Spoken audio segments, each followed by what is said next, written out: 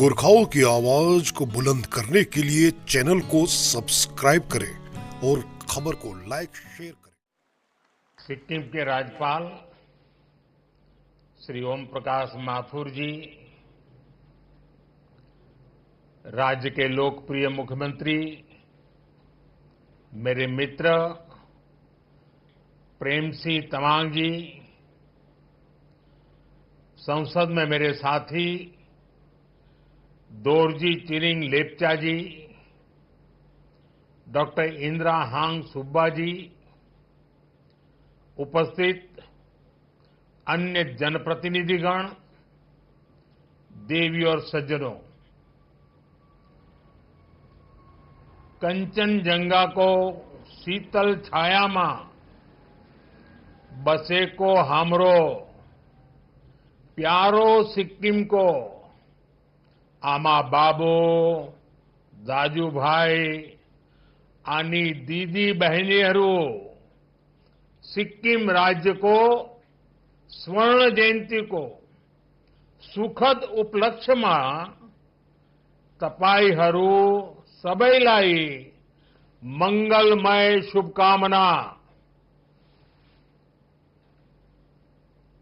आज का ये दिन विशेष है। ये अवसर सिक्किम की लोकतांत्रिक यात्रा की गोल्डन जुबिली का है। मैं स्वयं आप सबके बीच रह करके इस उत्सव का, इस उमंग का, 50 वर्ष की सफल यात्रा का साक्षी बनना चाहता था। मैं भी आपके साथ कंधे से कंधा मिलाकर इस उत्सव का हिस्सा बनना चाहता था। मैं बहुत सुबह जल्दी दिल्ली से निकलकर बागडोगरा तो पहुंच गया, लेकिन मौसम ने मुझे आपके दरवाजे तक तो पहुंचा दिया, लेकिन आगे जाने से रोक लिया। और इसलिए मुझे आपके प्रत्यक्ष दर्शन का अवसर नहीं मिला है। लेकिन मैं ये दृश्य देख रहा हूं, ऐसा भव्य दृश्य मेरे सामने है, लोग ही लोग नजर आ रहे हैं। कितना अद्भुत नजारा है। कितना अच्छा होता मैं भी आपके बीच होता, लेकिन मैं नहीं पहुंच पाया। मैं आप सबकी क्षमा मांगता हूं। लेकिन जैसा माननीय मुख्यमंत्री जी ने मुझे निमंत्रण दिया है, मैं आपको विश्वास दिलाता हूं, जैसे ही राज्य सरकार तय करेगी, मैं सिक्किम जरूर आऊंगा, आप सबके दर्शन करूंगा और इस 50 वर्ष की सफल यात्रा का मैं भी एक दर्शक बनूंगा। आज का ये दिन बीते 50 वर्षों की अचीवमेंट्स को सेलिब्रेट करने का है। और आपने इतना बढ़िया कार्यक्रम आयोजित किया है, और मैं तो लगातार सुन रहा था, देख रहा था। खुद मुख्यमंत्री जी इस आयोजन को यादगार बनाने के लिए काफी ऊर्जा के साथ लगे रहे। वो दिल्ली में भी मुझे 2 बार आकर के निमंत्रण देके गए। मैं आप सभी को सिक्किम राज्य के 50 वर्ष होने की बहुत बहुत बधाई देता हूं। साथियों, 50 साल पहले सिक्किम ने अपने लिए एक डेमोक्रेटिक फ्यूचर तय किया था।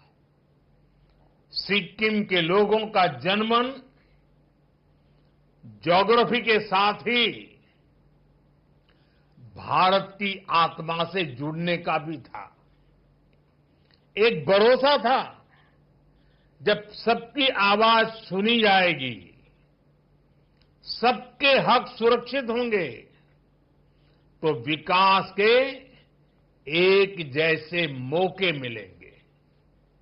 आज मैं कह सकता हूं कि सिक्किम के एक एक परिवार का भरोसा लगातार मजबूत हुआ है और देश ने इसके परिणाम सिक्किम की प्रगति के रूप में देखे हैं। सिक्किम आज देश का गर्व है।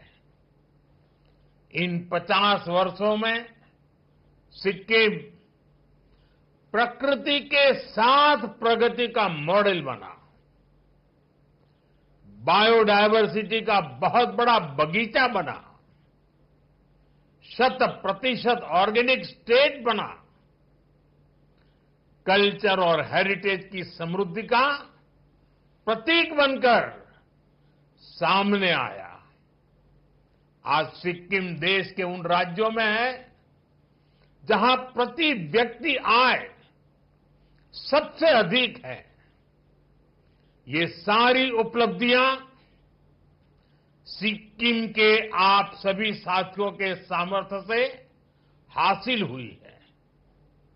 इन 50 वर्षों में सिक्किम से ऐसे अनेक सितारे निकले हैं जिन्होंने भारत का आसमान रोशन किया है। यहां के हर समाज ने सिक्किम की संस्कृति और समृद्धि में अपना योगदान दिया है। साथियों, 2014 में सरकार में आने के बाद मैंने कहा था, सबका साथ सबका विकास।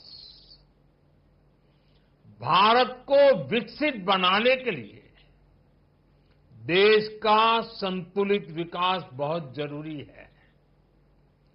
ऐसा नहीं होना चाहिए कि एक क्षेत्र तक तो विकास का लाभ पहुंचे और दूसरा पीछे ही छूटता चला जाए। भारत के हर राज्य, हर क्षेत्र की अपनी एक खासियत है। इसी भावना के तहत बीते दशक में हमारी सरकार नॉर्थ ईस्ट को विकास के केंद्र में लाई है। हमें एक्ट ईस्ट के संकल्प पर एक्ट फास्ट की सोच के साथ काम कर रहे हैं। अभी कुछ दिन पहले ही दिल्ली में नॉर्थ ईस्ट इन्वेस्टमेंट समिट हुई। इसमें देश के बड़े बड़े इंडस्ट्रियलिस्ट, बड़े बड़े इन्वेस्टर शामिल हुए। उन्होंने सिक्किम सहित पूरे नॉर्थ ईस्ट में बहुत बड़ी इन्वेस्टमेंट की घोषणा की है। इससे आने वाले समय में सिक्किम के नॉर्थ ईस्ट के नौजवानों के लिए यहीं पर रोजगार के अनेक बड़े अवसर तैयार होने वाले हैं। साथियों, आज के इस कार्यक्रम में भी सिक्किम की फ्यूचर जर्नी की एक झलक मिलती है। आज यहां सिक्किम के विकास से जुड़े अनेक प्रोजेक्ट्स का शिलान्यास और लोकार्पण हुआ है। इन सारे प्रोजेक्ट से यहां हेल्थ केयर, टूरिज्म, कल्चर और स्पोर्ट्स की सुविधाओं का विस्तार होगा। मैं आप सभी को इन सारे प्रोजेक्ट्स के लिए ढेर सारी बधाई देता हूं। साथियों, सिक्किम समेत पूरा नॉर्थ ईस्ट नए भारत की विकास गाथा एक चमकता अध्याय बन रहा है। जहां कभी दिल्ली से दूरियां विकास की राह में दीवार थी, अब वहीं से अवसरों के नए दरवाजे खुल रहे हैं। इसका सबसे बड़ा कारण है यहां की कनेक्टिविटी में जो बदलाव आ रहा है। आप लोगों ने तो अपनी आंखों के सामने ये परिवर्तन होते देखा है। एक समय था जब पढ़ाई के लिए, इलाज के लिए, रोजगार के लिए कहीं पर भी आना जाना बहुत बड़ी चुनौती था। लेकिन बीते 10 वर्षों में स्थिति काफी बदल गई है। इस दौरान सिक्किम में करीब 400 किलोमीटर के नए नेशनल हाईवे बने हैं। गांवों में सैकड़ों किलोमीटर नई सड़कें बनी हैं। अटल सेतु बनने से सिक्किम की दार्जिलिंग से कनेक्टिविटी बेहतर हुई है। सिक्किम को कालिम्पोंग से जोड़ने वाली सड़क पर भी काम तेजी से चल रहा है और अब तो बागडोगरा गंगटोक एक्सप्रेसवे से भी सिक्किम आना जाना बहुत आसान हो जाएगा। इतना ही नहीं, आने वाले समय में हम इसे गोरखपुर सिलीगुड़ी एक्सप्रेसवे से भी जोड़ेंगे। साथियों, आज नॉर्थ ईस्ट के हर राज्य की राजधानी को रेलवे से जोड़ने का अभियान तेजी से आगे बढ़ रहा है। सेवोक रांगपो रेल लाइन सिक्किम को भी देश के रेल नेटवर्क से जोड़ेगी।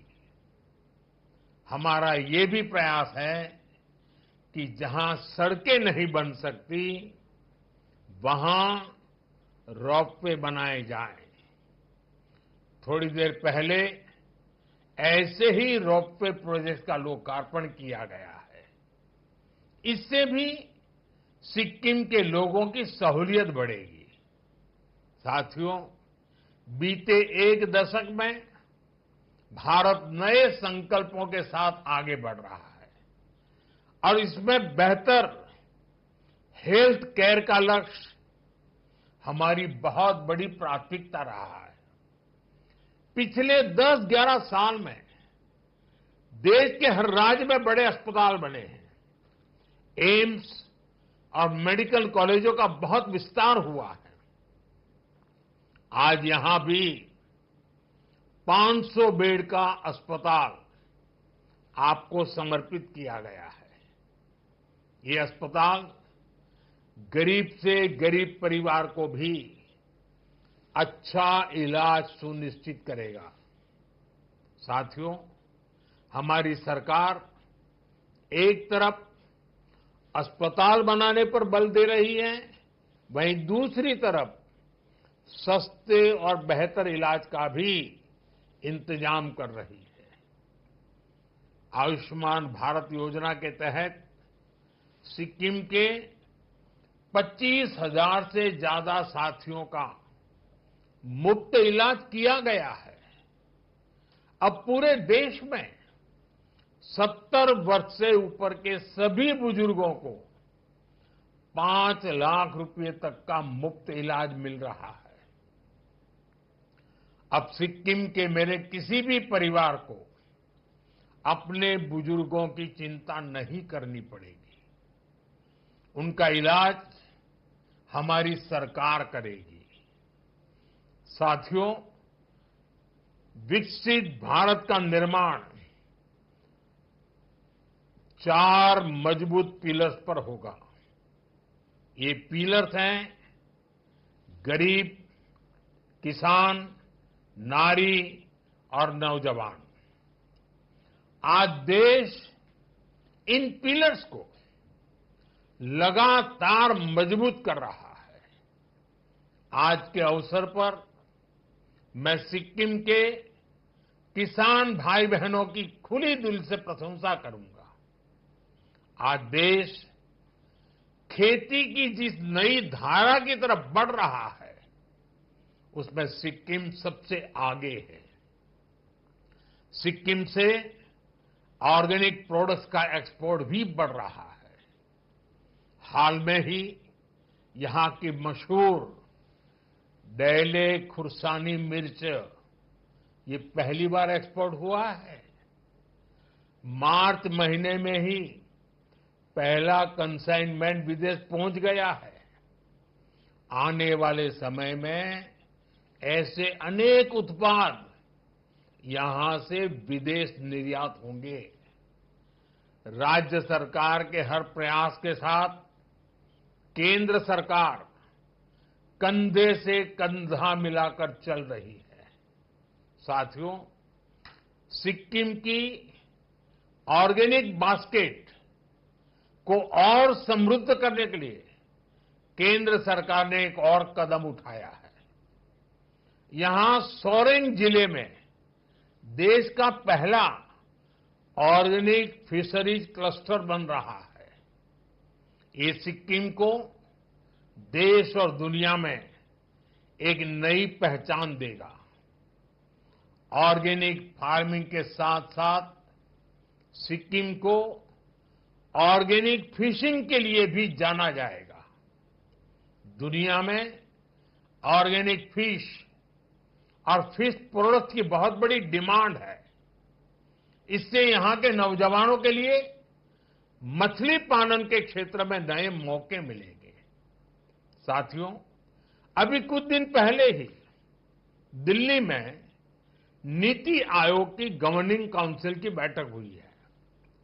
इस बैठक के दौरान मैंने कहा है, हर राज्य को अपने यहां एक ऐसा टूरिस्ट डेस्टिनेशन डेवलप करना चाहिए जो इंटरनेशनल लेवल पर अपनी पहचान बनाए। अब समय आ गया है, सिक्किम सिर्फ हिल स्टेशन नहीं, ग्लोबल टूरिज्म डेस्टिनेशन बने। सिक्किम के सामर्थ्य का कोई मुकाबला ही नहीं है। सिक्किम टूरिज्म का कंप्लीट पैकेज है। यहां प्रकृति भी है, अध्यात्म भी है, यहां झीलें हैं, झरने हैं, पहाड़ है और शांति की छाया में बसे बौद्ध मठ भी है। Kanchenjunga national park, UNESCO world heritage site, Sikkim की इस धरोहर पर सिर्फ भारत नहीं, पूरी दुनिया को गर्व है। आज जब यहां नया स्काईवॉक बन रहा है, स्वर्ण जयंती प्रोजेक्ट का लोकार्पण हो रहा है, अटल जी की प्रतिमा का अनावरण किया जा रहा है, ये सभी प्रोजेक्ट सिक्किम की नई उड़ान के प्रतीक है। साथियों, सिक्किम में एडवेंचर और स्पोर्ट्स टूरिज्म का भी बहुत पोटेंशियल है। Trekking, mountain biking, high altitude training जैसी गतिविधियां यहां आसानी से हो सकती है। हमारा सपना है सिक्किम को कॉन्फ्रेंस टूरिज्म, वेलनेस टूरिज्म और कॉन्सर्ट टूरिज्म का भी हब बनाया जाए। स्वर्ण जयंती कन्वेंशन सेंटर यही तो भविष्य की तैयारी का हिस्सा है। मैं चाहता हूं कि दुनिया के बड़े बड़े कलाकार गंगटोक की वादियों में आकर परफॉर्म करें और दुनिया कहे, अगर कहीं प्रकृति और संस्कृति साथ साथ है तो वो हमारा सिक्किम है। साथियों, G20 समिट की बैठकों में भी हम नॉर्थ ईस्ट तक इसलिए लेकर आए ताकि दुनिया यहां की क्षमताओं को देख सके, यहां की संभावनाओं को समझ सके। मुझे खुशी है कि सिक्किम की एनडीए सरकार इस विजन को तेजी से धरातल पर उतार रही है। साथियों, आज भारत दुनिया की बड़ी आर्थिक शक्तियों में से एक है। आने वाले समय में भारत स्पोर्ट्स सुपर पावर भी बनेगा और इस सपने को साकार करने में नॉर्थ ईस्ट और सिक्किम की युवा शक्ति की बहुत बड़ी भूमिका है। यही धरती है जिसने हमें बाइचुंग भूटिया जैसे फुटबॉल लीजेंड दिए। यही सिक्किम है जहां से तरुणदीप राय जैसे ओलंपियन निकले। जसलाल प्रधान जैसे खिलाड़ियों ने भारत को गौरव दिलाया। अब हमारा लक्ष्य है सिक्किम के हर गांव, हर कस्बे से एक नया चैंपियन निकले। खेल में सिर्फ भागीदारी नहीं, विजय का संकल्प हो। गंगटॉक में जो नया स्पोर्ट्स कॉम्प्लेक्स बन रहा है वो आने वाले दशकों में चैंपियनों की जन्मभूमि बनेगा। खेलो इंडिया स्कीम के तहत सिक्किम को विशेष प्राथमिकता दी गई है। टैलेंट को पहचान कर ट्रेनिंग, टेक्नोलॉजी और टूर्नामेंट हर स्तर पर मदद की जा रही है। मुझे पूरा विश्वास है सिक्किम के युवाओं की ये ऊर्जा, ये जोश भारत को ओलंपिक पोडियम तक पहुंचाने का काम करेगा। साथियों, सिक्किम के आप सभी लोग पर्यटन की पावर को भली भांति जानते हैं, समझते हैं। टूरिज्म सिर्फ मनोरंजन नहीं है, ये डायवर्सिटी का सेलिब्रेशन भी है। लेकिन आतंकियों ने जो कुछ पहलगाम में किया वो सिर्फ भारतीयों पर हमला नहीं था, वो मानवता की आत्मा पर हमला था, भाईचारे की भावना पर हमला था। आतंकियों ने हमारे अनेक परिवारों की खुशियों को छीन लिया। उन्होंने हम भारतीयों को बांटने की भी साजिश रची। लेकिन आज पूरी दुनिया देख रही है कि भारत पहले से कहीं ज्यादा एकजुट है। हमने एकजुट होकर आतंकियों और उनके सरपरस्तों को साफ संदेश दिया है। उन्होंने हमारे बेटियों के माथे से सिंदूर पोंछकर उनका जीना हराम कर दिया। हमने आतंकियों को ऑपरेशन सिंदूर से करारा जवाब दिया है। साथियों, आतंकी अड्डे तबाह होने से बौखलाकर पाकिस्तान ने हमारे नागरिकों और सैनिकों पर हमले की कोशिश की, लेकिन उसमें भी पाकिस्तान की पोल ही खुल गई और हमने उनके कई एयरबेस को तबाह करके दिखा दिया कि भारत कब क्या कर सकता है, कितना तेजी से कर सकता है, कितना सटीक कर सकता है। साथियों, राज्य के रूप में सिक्किम के 50 वर्ष का ये पड़ाव हम सभी के लिए प्रेरणा है। विकास की ये यात्रा अब और तेज होगी। अब हमारे सामने 2047 है, वो साल जब देश की आजादी के 100 साल पूरे होंगे और यही वो समय होगा जब सिक्किम राज्य को बने 75 वर्ष कंप्लीट हो जाएंगे।